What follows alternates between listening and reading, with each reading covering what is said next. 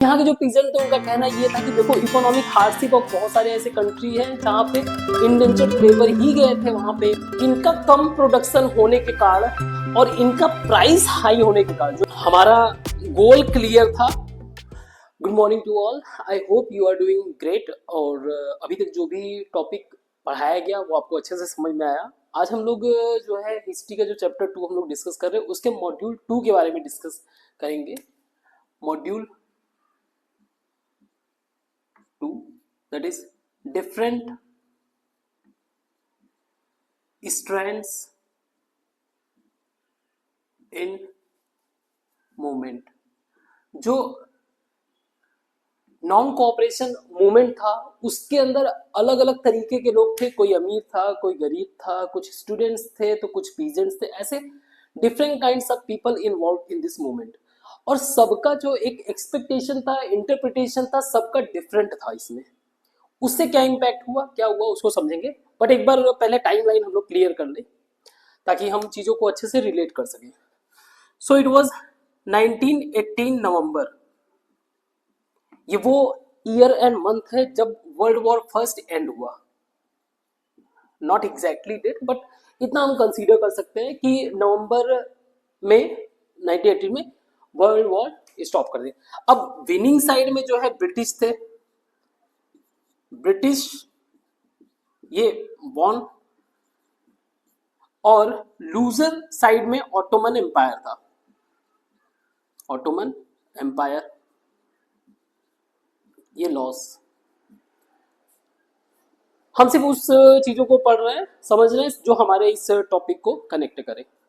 तो इन्होंने डिसाइड किया था, यहां पे पोस्ट होता था कैलिफ, कैलिफ को एंड करने का, कैलिफ को एंड करने का डिसाइड किया था, क्योंकि कैलिफ एक तरीके का पूरे वर्ल्ड का मुस्लिम लीडरशिप इनका था, मुस्लिम ग्लोबल लीडरशिप कह सकते हो, रिप्रेजेंट मुस्लिम वर्ल्ड। तो इसको एंड करने का डिसाइड किया था। तो इसके ही एवज में, इसके रिस्पॉन्स में हमारे कंट्री में मार्च 1919 नवंबर, अक्टूबर, नवंबर, दिसंबर, नवंबर, दिसंबर, जनवरी, फरवरी, मार्च में एक खिलाफत कमेटी बनाई गई थी। खिलाफत committee, it was a kind of protest. पूरे इंडिया में, ये इंडिया में, पूरे इंडिया में प्रोटेस्ट करना था। मुस्लिम इसमें पार्टिसिपेंट थे, मुस्लिम प्रोटेस्ट कर रहे थे अगेंस्ट द ब्रिटिशर्स कि आप इसको एंड मत करो। क्लियर है? एट द सेम टाइम एक और क्या चल रहा था कि मार्च सेम 1919 में एक रॉलेट एक्ट आता है, जिसके बारे में हम लोगों ने लास्ट क्लास में डिस्कस किया था। इस रॉलेट एक्ट के जो प्रोविजंस थे बहुत ही डेंजरस थे। इन प्रोविजंस को कर्ब करने के लिए, इनसे हैंडल करने के लिए, इनके अगेंस्ट 6 अप्रैल 1919 को एक कंट्री वाइड, कि पूरे देश में कंट्री वाइड हड़ताल घोषित किया गया कि पूरे देश में हम हड़ताल करेंगे। और एक इंसिडेंट हुआ 13 अप्रैल 1919 को, जलियान वाला बाग इंसिडेंट। तो ये एक सीवियर इंसिडेंट था, एक बहुत ही डेंजरस इवेंट था, इंसिडेंट था, जो पूरे इंडिया को एक तरीके से शॉक में डाल दिया। इसके कारण पूरे इंडिया में शॉक में चला गया। गांधी जी भी शॉक में थे। नाउ अब गांधी जी देखे, इसके कारण पूरा इंडिया जो है, इंडिया का हर व्यक्ति एक तरीके से, इंडिया शॉक्ड। अब हमें एक बात पता है कि गांधी जी को नॉन कोऑपरेशन या सिविल डिसोबीडियंस टाइप का मूवमेंट का आइडिया पहले से ही था, बट उस जो उनका जो सत्याग्रह वाला प्रोविजन था उसमें 3 बातें थी। एक ट्रुथ, कि हम लोग जो भी काम कर रहे हैं उसमें सच्चाई, यानी कि पीपल को कन्विंस करना पड़ेगा what we are going to do. Proper basic clear बातें, ट्रुथ होना चाहिए। दूसरा था नॉन वायलेंट, कि अगर हम लोग कुछ भी प्रोटेस्ट वगैरह करेंगे, they will no space of any kind of violence, किसी भी तरीके का आप इसके अंदर वायलेंस नहीं कर सकते हो। यानी कि अगर हम लोग गांधी जी के प्रोविजन के बारे में बात करें, गांधी जी का जो मेथड था सत्याग्रह, सत्याग्रह वो था ट्रुथ के बेस पे, नॉन वायलेंस के बेस पे, नॉन वायलेंस के बेस पे, और तीसरा था मेन मास मोबिलाइजेशन। और ये एक ऐसा इवेंट था जो somehow every people of the country emotionally related, हर एक व्यक्ति जो है कंट्री का इमोशनली इस एक पर्टिकुलर इंसिडेंट के कारण शॉक्ड में था। सो गांधी जी को ये लगा कि ये एक बेटर टाइम है मास मोबिलाइजेशन के लिए, मास मोबिलाइजेशन के लिए ये एक बेहतर टाइम है। तो इन्होंने इनसे कंसल्ट किया, खिलाफत कमेटी वालों से। इनके दो लीडर्स थे, लियाकत अली और शौकत अली, उनसे कंसल्ट किया कि देखो आप जो अगेंस्ट, किसके अगेंस्ट आप कर रहे हो, ब्रिटिशर्स के।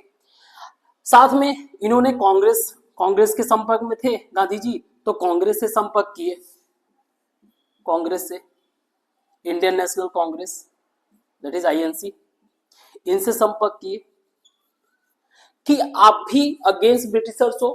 पूरे कंट्री का जो मूवमेंट चल रहा है, पूरे कंट्री का जो एक तरीके से इमोशनल कनेक्शन है, वो पॉलिटिकल पार्टीज अलग अलग जो बना रखे थे, छोटे मोटे पार्टीज, वो समहाउ कांग्रेस के अंदर ही थे, पूरे कंट्री को रिप्रेजेंट कर रहे थे।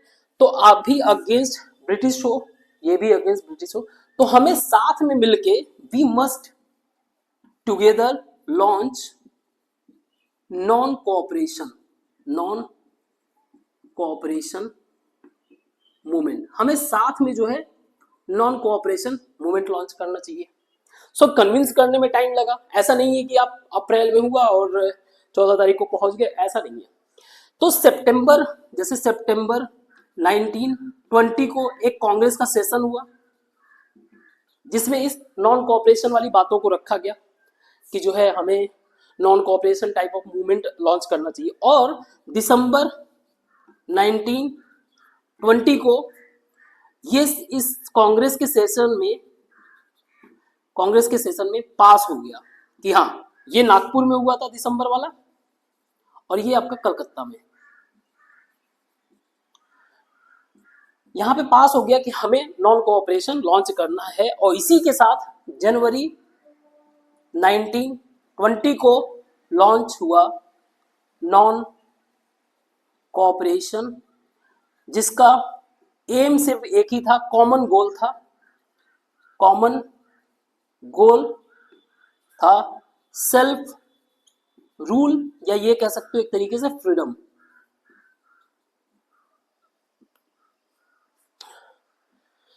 सो आई होप आप टाइमलाइन समझ गए। हमारा गोल क्लियर था कि हम जो है नॉन वायलेंट एक मूवमेंट करेंगे जिसमें बायकॉट करेंगे स्कूल्स, कॉलेजेस, इन सारी चीजों को, फॉर सेल्फ रूल, जहां पे हम अपने कंट्री पे रूल कर सके। It's a kind of freedom. But इस सारे स्टोरी में जो एक बात है वो ये है, फ्रीडम का मीनिंग हर व्यक्ति के लिए, हर तरीके के ग्रुप के लिए फ्रीडम का मीनिंग अलग था। मींस ये जो कॉमन गोल था, ये लोग कैसे इंटरप्रेट कर रहे हैं, यही इस मॉड्यूल को रिप्रेजेंट कर रहा है कि कैसे डिफरेंट स्टैंड्स के ग्रुप ऑफ पीपल इस फ्रीडम की मीनिंग को इंटरप्रेट कर रहे हैं। जैसे अगर हम लोग बात करें इस कॉमन गोल के बारे में, यहां पे ही समझा देता हूं। ये जो फ्रीडम का मीनिंग था, एक बिजनेसमैन भी इसमें पार्टिसिपेट कर रहा है। ओके, हम लोग चलो ठीक है नॉन कोऑपरेशन मूवमेंट में पार्टिसिपेट करेंगे। When it comes to the businessman, what he think, ये चाह रहा है, ये सोच रहा है कि जब मैं आजाद हो जाऊंगा तो जो बिजनेस एक तरीके से इकोनॉमिक, मीन्स ये चाहता था कि there should not be any British control, British का कोई कंट्रोल ना हो इकोनॉमिक एक्टिविटी पे, no control on economic activity. तो इसके लिए फ्रीडम का मीनिंग था कि freedom from British control on economic activity, जो भी उसका बिजनेस एक्टिविटी है उसमें ब्रिटिश का इन्वॉल्वमेंट नहीं होना चाहिए, वहां से फ्रीडम होना चाहिए। वहीं अगर एक स्टूडेंट है, वो ये सोच रहा है यार अगर आजादी मिल जाएगी तो हम लोग जो है ब्रिटिश जो कॉलोनियल एजुकेशन है, कॉलोनियल एजुकेशन, इससे फ्री हो जाएंगे, फ्रीडम फ्रॉम कॉलोनियल एजुकेशन। वही जब एक पीजेंट्स है यानी किसान, पीजेंट्स वगैरह को उस टाइम पे टैक्स पे करना पड़ता था, तो इनको लगता था कि हमें जो है रेंट या टैक्स नहीं पे करना पड़ेगा, इनका ये सोच था किसी तरीके का रेंट पे नहीं करना पड़ेगा, हम लोग इस चीज से आजाद हो जाएंगे। फिर उसके अलावा एक वर्कर्स थे, जो ऐसे कई सारे ग्रुप्स थे, सबका अपना। वर्कर्स की बात करें तो उनको बेटर वेज, कि यार अगर एक बार हमें फ्रीडम मिल जाएगा ना तो हमको अच्छी सैलरी मिलने लगेगी और हमारा वर्किंग कंडीशन बहुत अच्छा हो जाएगा, better working condition. So the point is, हर एक व्यक्ति, हर एक ग्रुप जो है उसके लिए फ्रीडम का मीनिंग जो है ये डिफरेंट था। That's what we have studied in last classes, nationalism in Europe, जिसमें दैट इज द रीजन वो लिबर्टी उन सब चीजों को पर्सोनिफाई किए थे कि आप एक पॉइंट ऑफ व्यू से बस सोचो, एक चीज को सोचो। बट यहां आगे शुरू से समझा रहा हूं, it's a matter of interpretation. This जो टॉपिक है, जो कंसेप्ट है वो एब्स्ट्रैक्ट है, means people allowed to think as per their understanding. I think you get my point. ठीक है, इसको मैं मिटाता हूं फिर आगे बढ़ते हैं। तो इस मूवमेंट के अलग अलग रूप अलग अलग जगह पे देखने के मिले, जैसे कि हमारा जो एनसीएम था उसके डिफरेंट काइंड ऑफ, आप कह सकते हो इम्प्लीमेंटेशन। सिटी एरिया में अलग तरीके का था, विलेज एरिया या आप कह सकते हो ट्राइबल एरिया, विलेज एरिया या आप कह सकते हो कंट्री साइड, कंट्री साइड के अंदर अलग तरीके से था, ट्राइबल एरियाज में अलग तरीके से। तो डिफरेंट डिफरेंट लोकेशंस में अलग अलग तरीके से एनसीएम का इम्प्लीमेंटेशन देखने को मिला, that is non cooperation movement. जैसे सिटी के अंदर जो भी स्टूडेंट्स थे उन्होंने स्कूल्स को बायकॉट किया, स्कूल स्कूल को बायकॉट किया। वहीं टीचर्स लॉयर्स इन्होंने रिजाइन कर दिया, अपने काम से रिजाइन कर दिया। जो वर्कर थे जैसे पोस्ट ऑफिस में, रेलवे में, अलग अलग, इन सब ने रिजाइन किया। इलेक्शंस की बात करें, उस टाइम पे काउंसिल इलेक्शन होना था, काउंसिल इलेक्शन बहुत सारे, मोस्ट ऑफ द प्रोविंस में, मोस्ट ऑफ द प्रोविंस मतलब जैसे कि हमारे राज्य वगैरह होते हैं, प्रोविंसेस में इसको तो बॉयकॉट किया। लेकिन एक जगह दैट इज मद्रास में एक पॉलिटिकल पार्टी थी जिसका नाम था जस्टिस पार्टी। ये एक तरीके का पार्टी था non Brahmin, means against Brahmin, non Brahmin party था। और इनका मानना ये था, इनका उस टाइम पे सोच ये था कि किसी भी तरीके से if we able to gain power, अगर हमें थोड़ा पावर अगर मिल जाएगा तो समहाउ हम अपनी और अपने सोसाइटी, अपने कम्युनिटी की लाइफ चेंज कर सकते हैं। That is the reason they participated, election में इन्होंने पार्टिसिपेट किया। ओके तो जस्टिस पार्टी ने इलेक्शन में पार्टिसिपेट किया। तो इस तरीके से जो है हो रहा था। इकोनॉमिक पॉइंट ऑफ व्यू से भी अगर हम देखें, इकोनॉमिक पॉइंट ऑफ व्यू से, तो जैसे फॉरेन क्लॉथ्स, जो भी फॉरेन क्लॉथ्स थे इन सबको बायकॉट किया। फॉरेन क्लॉथ्स, फॉरेन आइटम, जितने भी ब्रिटिशर्स के आइटम थे, इवन जो लिकर शॉप होते थे, लिकर शॉप, इन सब पे जो है पिक्ड, यानी कि प्रोटेस्ट किया कि किसी को अंदर नहीं जाने देते थे, नहीं दारू वारू नहीं बिकेगा। तो हर एक तरीके के जो फॉरेन प्रोडक्ट्स थे उनको बैन करना। इवन अगर एक इकोनॉमिक डेटा की बात करें तो जो फॉरेन क्लॉथ का इंपोर्ट था, फॉरेन क्लॉथ इंपोर्ट जो था वो 100 ऑलमोस्ट 100 करोड़ से घटकर ऑलमोस्ट 57 करोड़ पर आ गया। मतलब पहले 102 करोड़ रुपीस का इंपोर्ट किया जाता था, घटकर 57 करोड़ में आ गया। तो ऐसा नहीं है कि जो है इनके ऊपर इम्पैक्ट नहीं पड़ा, इम्पैक्ट पड़ा, लेकिन टाइम के साथ साथ धीरे धीरे ये सिटी एरियाज में मूवमेंट जो है थोड़ा धीमा, स्लो डाउन होने लगा। और स्लो डाउन होने का रीजन क्या था? जैसे देखो, एक तो इसी मूवमेंट के टाइम में जो हमारी इंडियन टेक्सटाइल इंडस्ट्री थी, इंडियन टेक्सटाइल इंडस्ट्री वो ग्रो की अच्छा खासा। बट प्रॉब्लम ये था कि इनका कम प्रोडक्शन होने के कारण और इनका प्राइस हाई होने के कारण, जो इंडियन टेक्सटाइल प्रोडक्ट थे उनका प्राइस ज्यादा होने के कारण लोग उसको खरीद नहीं पाते थे। सो ड्यू टू जो प्रोडक्ट बन भी रहे थे, इंडियन प्रोडक्ट जो थे उनका हाई प्राइस उसको अफोर्ड नहीं कर पाते थे, सबसे बड़ी चीज। दूसरा, स्टूडेंट की अगर बात करें, स्टूडेंट जो है स्कूल बायकॉट कर रहे थे, लेकिन यहाँ पे नो अल्टरनेटिव, कोई इंडियन स्कूल तो ऐसा नहीं था, स्कूल का तो कोई अल्टरनेटिव था ही नहीं। तो फाइनली कुछ दिन बाद ये वापस जो है स्कूल ज्वाइन करने लगे।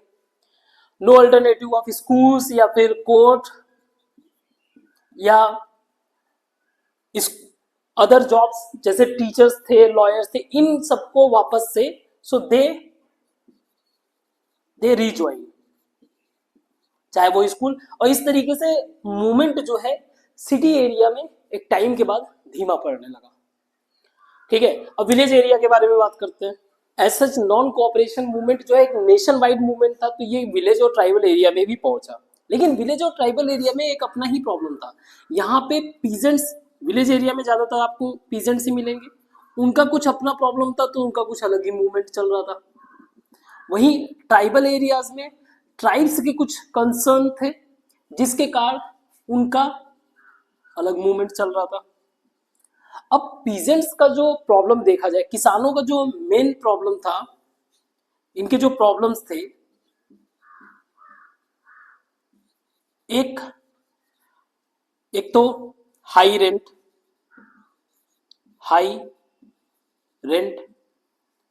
पहला, हाई रेंट या फिर इसको टैक्स भी कह सकते हो कि बहुत ज्यादा हाई टैक्स चार्ज किया जाता था। दूसरा इनका जो प्रॉब्लम था वो था बेगार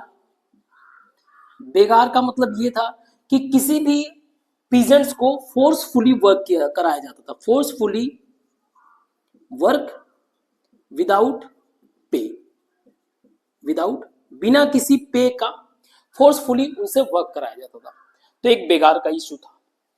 तीसरा था मेजर नो टेन्योर सिक्योरिटी, यानी कि कुछ किसान ऐसे थे, उनको जो है एक पर्टिकुलर लैंड दिया जाता था, टेनेंट कह लो इनको, लैंड दिया जाता था, ये लोग किराए पे लैंड लेते थे, उस पर अपना काम करते थे, एग्रीकल्चर एक्टिविटी करते थे, लेकिन उनको जो है एनी टाइम दे एक्सपेल्ड, उनको क्या करते थे, कभी भी जो है निकाल देते थे। तो किसी तरीके का जो जमीन पे ये काम करे उसका कोई सिक्योरिटी नहीं। और ये सारे प्रॉब्लम का जड़ कौन था इनके हिसाब से? Landlords, big landlords. ये सारे प्रॉब्लम किससे हो रहा है भाई? यही टैक्स ले रहे हैं, यही जो है फोर्सफुली काम करवा रहे हैं, इन्हीं की जमीन पे जो है किसान लोग काम करते थे, तो इनके लिए प्रॉब्लम ये थे। तो इसी मूवमेंट को पीजेंट कई सारे ऐसे ही एक मूवमेंट था अवध में, औध मूवमेंट। और यहां पर एक व्यक्ति थे जिनका नाम था बाबा रामचंद्र, क्योंकि एक बहुत ही बड़ा पीजेंट एरिया था, यानी एक बड़ा गांव था। और औध का मतलब अवध का मतलब लखनऊ अभी के लिए। तो यहाँ पे बाबा रामचंद्र थे, ये बेसिकली पहले फिजी में रहते थे।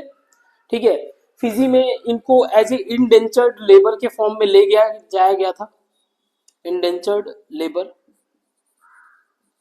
के फॉर्म में वहां पे काम कराने के लिए ले गए थे। फिजी एक पैसिफिक ओशियन में एक छोटा सा आइलैंड है। तो इंडेंचर्ड लेबर लेबर ये समझ लो, इसको इसके बारे में भी समझ लो आप। इंडेंचर्ड लेबर का मतलब होता था कि एक तरीके से लीगल कॉन्ट्रैक्ट विद वर्कर। हुआ ये था उस टाइम पे जो है 1840s के आसपास जो है जो स्लेवरी वाला था सिस्टम वो खत्म कर दिया गया था। तो इन लोगों को क्योंकि वर्कर्स तो चाहिए ही चाहिए प्लांटेशन जैसे एक्टिविटी में काम कराने के लिए, तो अंग्रेजों ने एक नया लॉ लेके आए थे इंडेंचर्ड।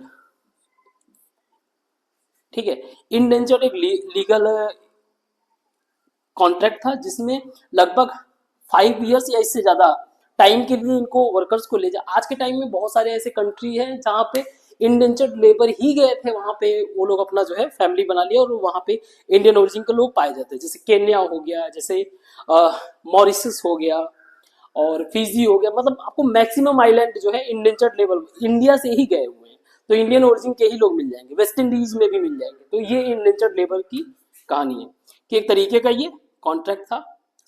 तो ये बाबा रामचंद्र जो है एक सन्यासी, बाद में पीजेंट, यहाँ पे इस मूवमेंट को सपोर्ट तो यहाँ पे एक किसान सभा बुलाया गया और एक अवध किसान सभा का फॉर्मेशन हुआ, a kind of political form of peasant movement.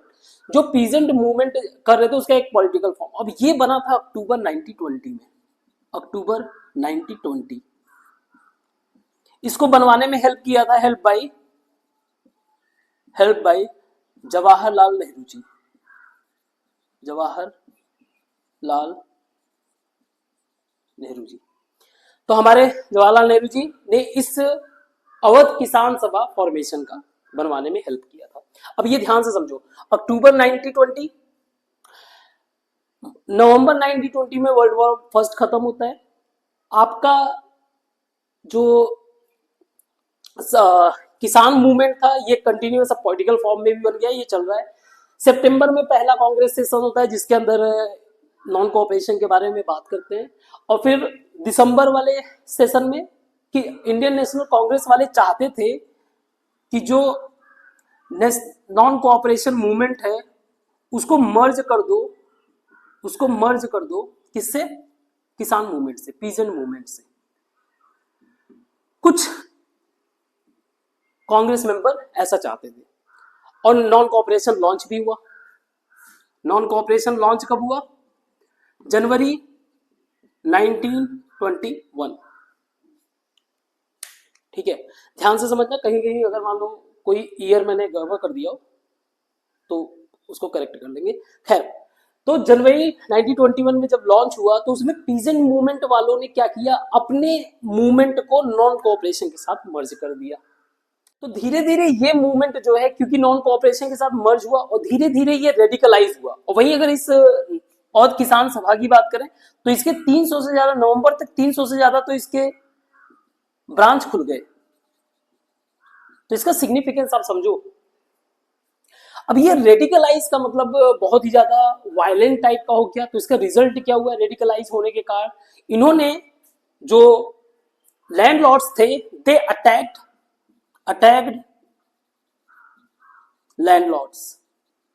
Landlords के यहाँ अटैक किए। उनके जो भी डॉक्यूमेंट्स रखे थे या जो ग्रेन्स रखते थे उसको लूट लेना या फिर फायर कहीं कहीं पे आग लगा देना। दे गेव स्लोगन, इनके जो छोटे मोटे लीडर्स थे दे गेव स्लोगन लाइक कि हम लोग गांधी जी के जो नॉन कोऑपरेशन है उसमें हम लोग जो काम कर रहे हैं उससे हम लोगों को रेंट से यानी टैक्स फ्री, टैक्स से एक तो फ्रीडम मिलेगा मींस नो टैक्स, और दूसरा जो है फ्री में लैंड मिल जाएगा। मींस ये मूवमेंट जो है कहीं ना कहीं इस पर्टिकुलर बात को किसी तरीके से टैक्स नहीं देना है और जो भी लैंड से वापस से रीडिस्ट्रीब्यूट हो जाएगा।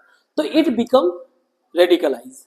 So it was the outcome of non cooperation. और जब उसको मर्ज कर दिए लोकल प्रॉब्लम्स के साथ, जो पीजेंट्स का मूवमेंट था उनके जो प्रॉब्लम्स थे उसको सॉल्यूशन करने की कोशिश करने लगे। अब अगर ट्राइबल कंसर्न को अगर हम लोग देखें तो बेसिकली अंग्रेजों ने कुछ लॉज इंट्रोड्यूस किए, कुछ लॉज इंट्रोड्यूस किए रिलेटेड टू फॉरेस्ट, क्योंकि ज्यादातर ट्राइबल पीपल तो फॉरेस्ट एरिया में ही रहते हैं, तो इन्होंने कुछ ऐसे नियम कानून इंट्रोड्यूस किए फॉरेस्ट से रिलेटेड। अब उस इस लॉ के कारण क्या था, ये बैन कर दिया, एक तो ग्रेजिंग, जो भी कैटल ग्रेजिंग करते थे ट्राइबल, वो अलाउ नहीं थे। इसके अलावा they were not allowed to collect forest produce, जो भी फॉरेस्ट प्रोड्यूस यानी फल वगैरह हो गए उसको कलेक्ट नहीं कर सकते थे। और फॉरेस्ट फ्यूल वुड, जो लकड़ी था। अब यार अगर देखा जाए तो भाई ये इनके बेसिक नीड थे, ये इनके बेसिक इकोनॉमिक नीड। अब उनका अगर जानवर अच्छे से घास वगैरह नहीं खाएगा तो फिर इनको रिक्वायरमेंट कैसे फुलफिल होगा। फॉरेस्ट प्रोड्यूस जो भी फल वगैरह होते थे ये अपने कंजम्पशन के लिए प्लस बेचने के लिए लेते थे, फ्यूल वुड। तो ये बेसिक इकोनॉमिक इनके नीड को डिस्टर्बेंस होने के कारण ये पूरे के पूरे लोग एंगर में आ गए, गुस्से में आ गए, ये रेजिस्ट करने लगे। They started protest. अब ये प्रोटेस्ट और रेजिस्टेंस करना, ये 1920 से पहले की बात चल रही है। अब इसी टाइम पे national non cooperation movement start हुआ, तो इन्होंने अपने मूवमेंट को इससे मैच अटैच कर दिया। इसी का एक स्टोरी है, एक गुडेम हिल्स है, गुडेम हिल आंध्र प्रदेश में। वहां पे हमारे एक ट्राइबल लीडर थे, अलूरी सीताराम राजू। अब हुआ ये ट्राइबल लीडर थे, इनको ट्राइबल पीपल बहुत ही ज्यादा रेस्पेक्ट करते थे। People consider them as a incarnation of god. इन्होंने गांधी जी को फॉलो किया, गांधी जी के खूब सपोर्टर थे। इवन गांधी जी के हिसाब से ही इन्होंने जो है त्याग, जैसे दारू वारू पीते थे उसको त्याग दिए, खादी पहनना शुरू कर दिया और प्रीच करते थे अच्छी अच्छी बातें। बट ये सारी बातों के अलावा एक चीज ये फॉलो करते थे, जो था ये नॉन वायलेंट को फॉलो नहीं करते थे, नॉन वायलेंट को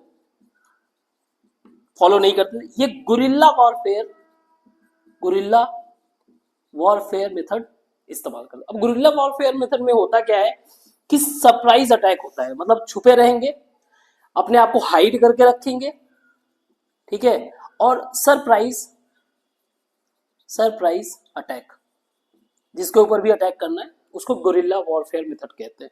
तो इन्होंने इस मेथड को अपनाया। इसमें जो भी ट्राइबल पीपल थे वो इन्वॉल्व थे और अंग्रेजों के खिलाफ इस तरीके से अगेंस्ट वॉर कर रहे थे। तो अगेन 1924 में अल्लूरी सीताराम राजू जी को ब्रिटिशर्स ने जो है कैप्चर किया और इनको जो है एग्जीक्यूट यानी कि फांसी की सजा दे देते हैं, मौत की सजा दे देते हैं।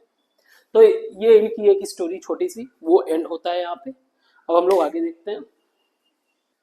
ऐसा ही एक मूवमेंट और भी था, एक जगह और भी था, लोगों का कंसर्न था प्लांटेशन एरिया में, जहां पे प्लांटेशन वर्क चल रहा था। स्पेशली जो है हम लोग बात कर रहे हैं टी प्लांटेशन एरिया में, असम की बात कर रहे हैं। तो प्लांटेशन में प्लांटेशन वर्कर्स, यहां पे हम लोग लिख देते हैं प्लांटेशन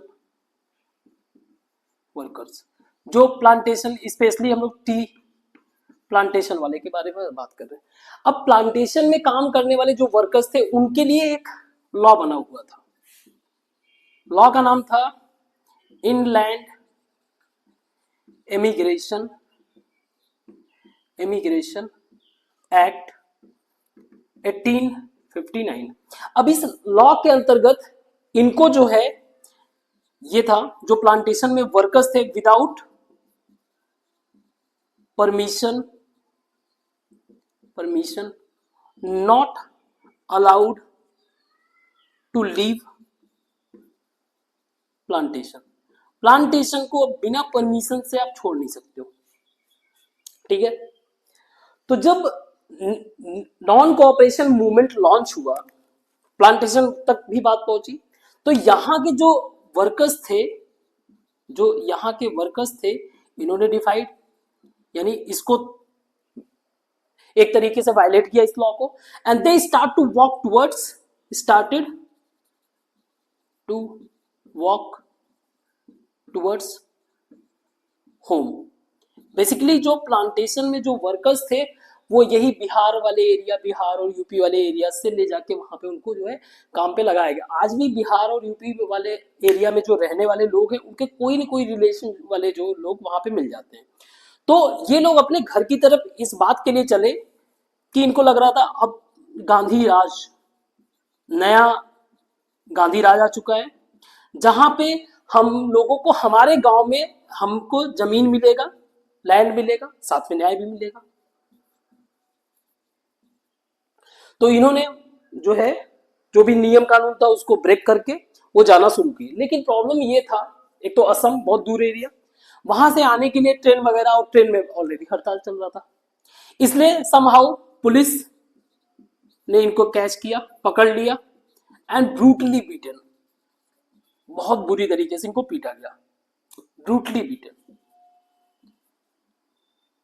बुरी तरीके से।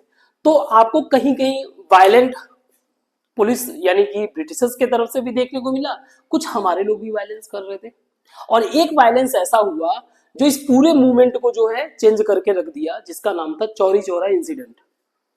सो we are going to discuss last point इस टॉपिक का, चौरी चौरा इंसिडेंट।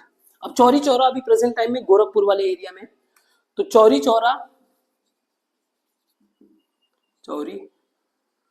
इंसिडेंट ये हुआ था 5 फरवरी 1922। हमारा एनसीएम लॉन्च हुआ था जनवरी 1921। 1921 में नॉन कोऑपरेशन मूवमेंट लॉन्च हुआ था। तो इस टाइम पर जो छोटे से टाउन एरिया के जो लोग थे वो इस बात से दुखी थे कि तो प्राइस चीजों की बहुत हाई हो चुका है, इस बात से बहुत दुखी थे। दूसरा जो पुलिस की ब्रूटैलिटी थी उससे दुखी थे। तो इसी को लेकर जो है कुछ पब्लिक जो है प्रोटेस्ट कर रहे थे, पीसफुल प्रोटेस्ट कर रहे थे। अब पुलिस ने क्या किया, इन पे फायर कर दिया, गोली चला दी इस पीसफुल प्रोटेस्ट। अब ये प्रोटेस्ट जो है जो पीसफुल था वो वायलेंट हो गया। अब वायलेंट का आप ऐसे इमेजिन कर सकते हो, इसका एक्सटेंट देखो। इन्होंने क्या किया, वो जो थाना था पुलिस थाना, उसी में आग लगा दिया। दे फायर्ड इन रिस्पॉन्स, इन्होंने आग लगा दिया। अब इसका आउटकम ये हुआ कि लगभग 22 पुलिस डाइड, और ये इतना शॉकिंग इंसिडेंट था। अगेन इस एक इंसिडेंट ने, चौरी चौरा इंसिडेंट ने अगेन पूरे मूवमेंट को जो है शॉक में ला दिया। तो गांधी जी ने क्या किया, इस मूवमेंट को यहीं पे, नॉन कोऑपरेशन को यहीं पे बंद कर दिया, इस मूवमेंट को यहीं पे शट डाउन कि अब आगे कोई नॉन कोऑपरेशन मूवमेंट नहीं। और इनको ये लगता था कि अभी पब्लिक जो है, इनको लगा public not ready for non violent movement. तो अभी जो है हमारे इंडिया के लोग अभी नॉन वायलेंट मूवमेंट के लिए भी रेडी नहीं है, ठीक है। और ये एक इवेंट, इस इवेंट के कारण लोगों को लगने लगा, जो स्पेशली इंडियन नेशनल कांग्रेस के मेंबर थे, जिनका शुरू में ये कहना था कि भाई मूवमेंट में ऐसे पार्टी या ऐसे ग्रुप को ऐड मत करो जो वायलेंट क्रिएट कर सकते हैं, और हमें जो है पब्लिक को, तो कहीं ना कहीं जो है एक तरीके से डिबेट शुरू हो गया कि हमें मास मोबिलाइजेशन, मास मूवमेंट करना है कि नहीं करना है, इस तरीके का। और यहाँ पे इंडियन नेशनल कांग्रेस ब्रेक भी होता है। तो यहाँ पे एक ये मॉड्यूल एंड होता है, लेकिन एक छोटा सा इंसिडेंट हम लोग और डिस्कस कर लेते हैं, जिसका नाम है बारदोली सत्याग्रह। तो बारदोली एक छोटा सा तालुका है, या आप कह सकते हो छोटा सा टाउन एरिया में नहीं, विलेज एरिया समझ लो, गुजरात में। अब यहाँ पे हुआ क्या, यहाँ पे ब्रिटिशर्स ने क्या किया, 30% रेवेन्यू टैक्स बढ़ा दिया। तो यहाँ के जो पीजेंट थे उनका कहना ये था कि देखो इकोनॉमिक हार्डशिप और crop failure, frequently crop failure के कारण हम ये 30% पे नहीं कर सकते हैं, और दैट इज द रीजन यहाँ पर जो है फिर हमारे सरदार वल्लभ भाई पटेल आते हैं। वो इस हाइक के अगेंस्ट एक मूवमेंट लॉन्च करते हैं जिसको बोलते हैं बारदोली सत्याग्रह। यह मूवमेंट जो है, यह मूवमेंट हाईली ऑर्गेनाइज था, बहुत ही अच्छे से ऑर्गेनाइज था, नॉन वायलेंट था। इवन इसमें यह था कि एक तो प्रॉपर यूनिटी की जरूरत है, अगर किसी ने भी यूनिटी को ब्रेक किया तो सोशली उसको बायकॉट किया जाता था। किसी ने अगर अगर वायलेंट किया तो उसको सोशली बायकॉट। तो इस तरीके से जो है सोशल प्रेशर क्रिएट करके एक यूनाइटेड मूवमेंट क्रिएट किया, और इस मूवमेंट ने नेशन वाइड एक तरीके से सिंपैथी गेन किया, मीडिया में प्रिंट हुआ, पूरे इंडिया में एक तरीके से सिंपैथी मिला। और इस मूवमेंट फाइनली ब्रिटिशर्स, ऑब्वियसली बात है, ब्रिटिशर्स जो है फाइनली एग्री कर गए कि ठीक है हम टैक्स नहीं बढ़ाएंगे, रेवेन्यू नहीं बढ़ाएंगे। सरदार वल्लभ भाई पटेल जी इस टाइम पर, ये 1928 की स्टोरी है, 1928 की स्टोरी। सरदार वल्लभ भाई पटेल जी जो है फेमस हो गए, और इवन उनको जो सरदार का टाइटल था वो इसी मूवमेंट के कारण ही मिला था। तो इसमें मेन चीज यही था कि कितने अच्छे तरीके से सोशल मैनेजमेंट किया गया था, इस चीज को इसमें शो किया जाता है। ठीक है, तो ये हमारा मॉड्यूल यहाँ पे ओवर होता है। Thank you.